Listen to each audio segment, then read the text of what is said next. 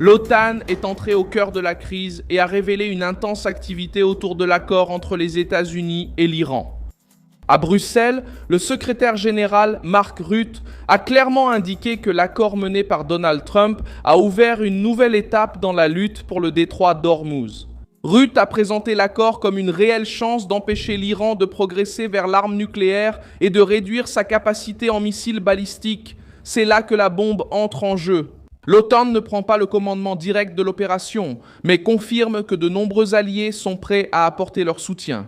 Une initiative menée par la France et le Royaume-Uni, avec plus de 40 nations participant aux discussions pour garantir la liberté de navigation. En pratique, Trump a obtenu ce qu'il recherchait, et maintenant les Européens doivent montrer leur engagement, mettre des moyens sur la table et aider à soutenir ce qui a été négocié, ce qui a été révélé. Comment plus de 40 nations ont-elles participé à cette initiative? Je vais tout vous expliquer dans un instant. Si vous appréciez ce contenu direct, abonnez-vous. Il y a des vidéos comme celle-ci chaque jour. Rutte a parlé avant la réunion des ministres de la Défense de l'OTAN à Bruxelles et il a abordé le sujet de l'Iran dès les premiers instants. Il a affirmé que l'accord conclu par Trump avec Téhéran améliore la sécurité de tous, car il crée une opportunité d'empêcher l'Iran d'obtenir une arme nucléaire. Et il reconnaît que la Maison-Blanche a réussi à mener une négociation musclée. L'OTAN elle-même associe l'accord à la nécessité de réduire la capacité iranienne en missiles balistiques, un point qui a toujours été au centre des tensions avec Téhéran. Le détroit d'Ormuz est devenu une partie décisive de ce tournant. Rutte a déclaré que rétablir la libre circulation sur cette route serait un énorme progrès. Ce n'est pas une déclaration anodine.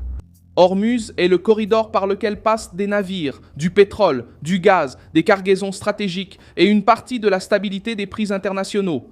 C'est pourquoi la liberté de navigation est devenue le cœur de l'opération.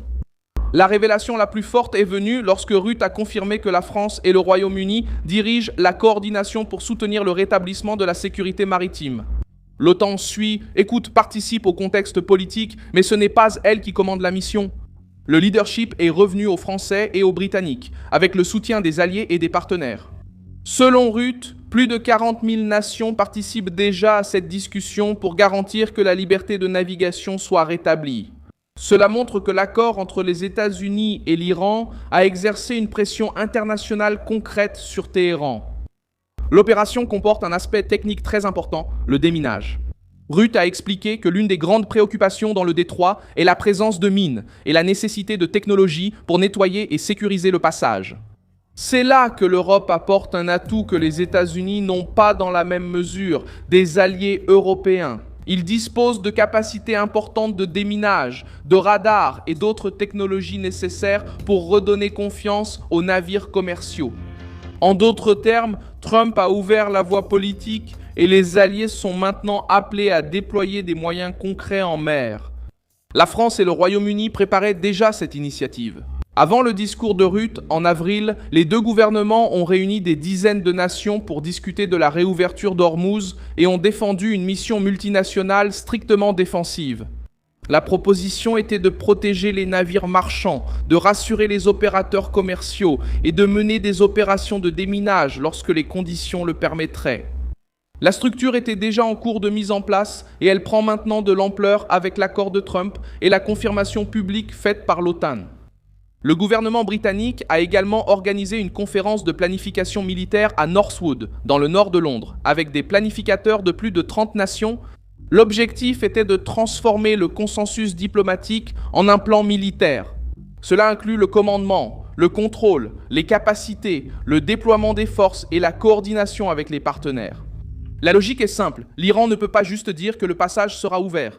Il faut garantir que les navires puissent traverser en toute sécurité, sans menace de mine, sans intimidation et sans pression politique déguisée en contrôle maritime. Le G7 a également exercé des pressions.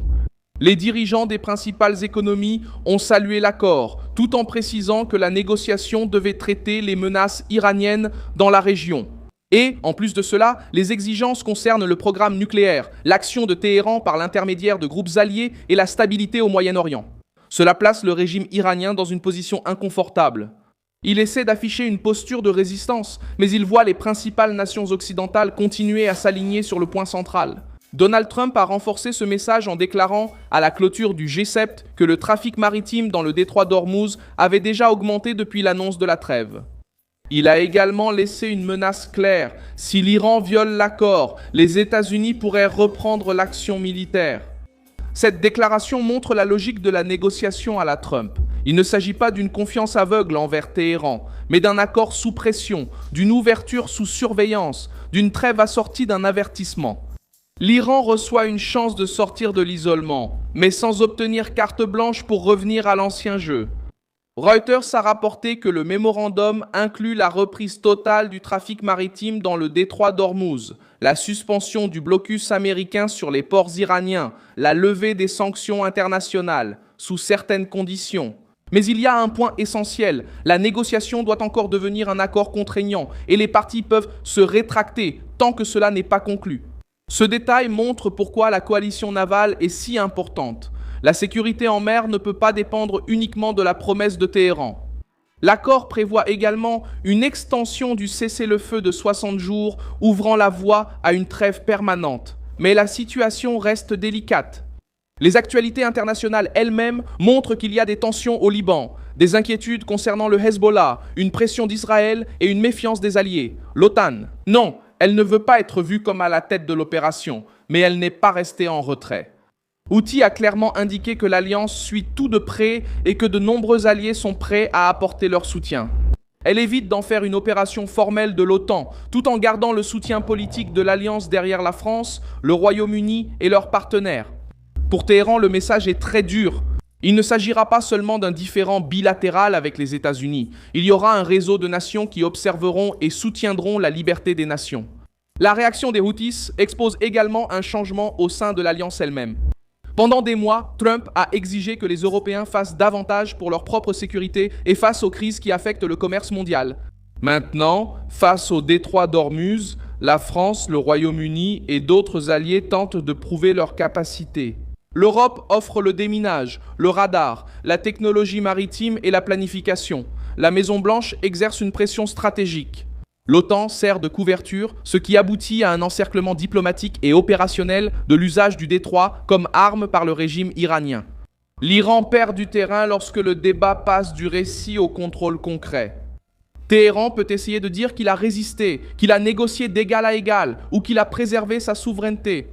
Mais la réalité est qu'après la pression américaine, le régime se retrouve encerclé par l'accord du G7, l'OTAN, la France, le Royaume-Uni et une large coalition intéressée à maintenir la circulation des navires.